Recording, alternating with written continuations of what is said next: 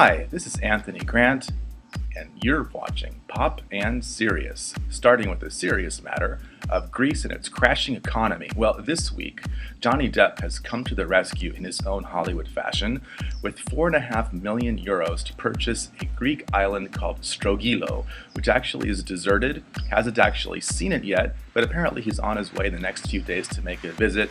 Apparently, makeup artists are already on standby to keep his mascara fresh just the way he likes it.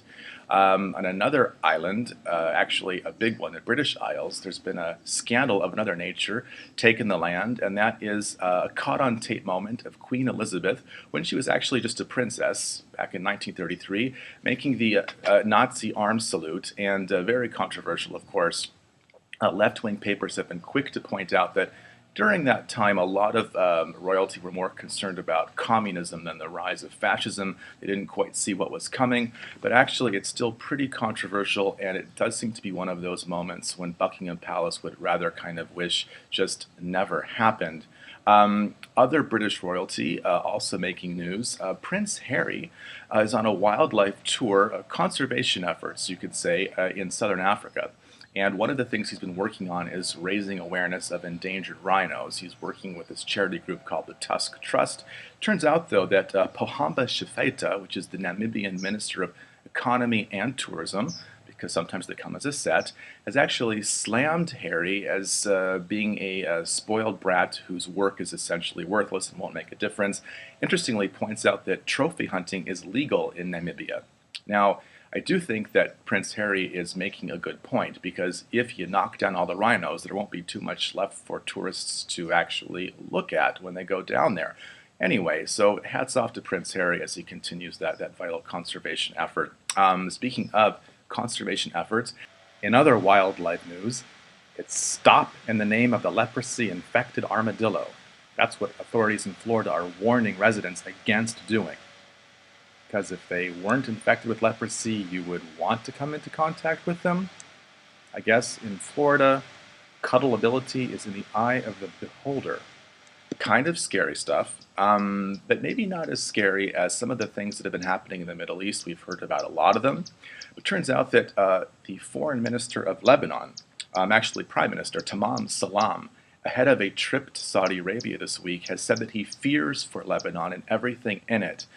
These remarks, reported in a leading Arabic newspaper called Asharq al-Awsat, are quite interesting, especially in the backdrop of the Iranian nuclear deal.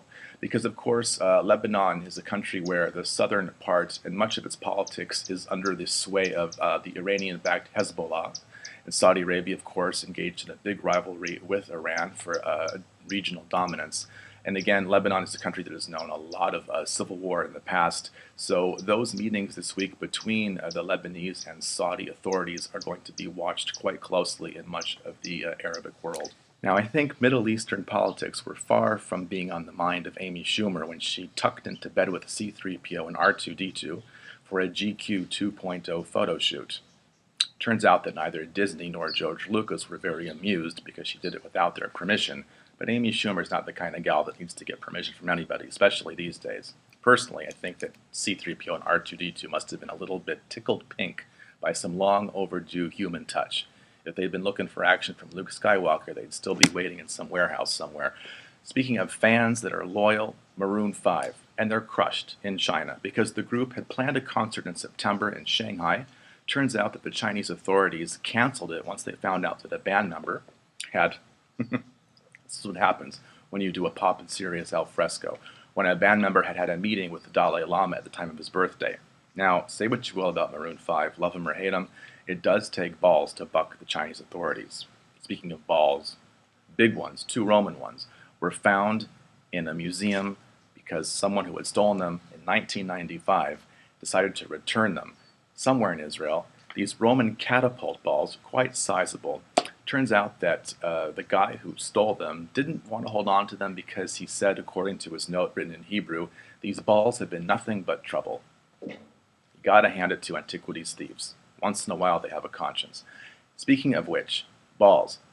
Well, actually, maybe nothing to do with them at all. Caitlyn Jenner, back in the headlines for obvious reasons. The woman turns around, she makes headlines. But let's not forget those other power K Jenners, like Kendall, who was actually spotted in West Hollywood sporting a very healthy amount of what paparazzi call side boob. Now, what she was doing flashing the side boob in West Hollywood, of all places, is something that is open for speculation. But it does prove that summer is still with us, and transparently, Kendall is the star in terms of that fashion aspect. And of course, you can find more of her famous Instacurves on Instagram, and you can find us on Instagram, Twitter, Facebook, and of course, right here. Thank you.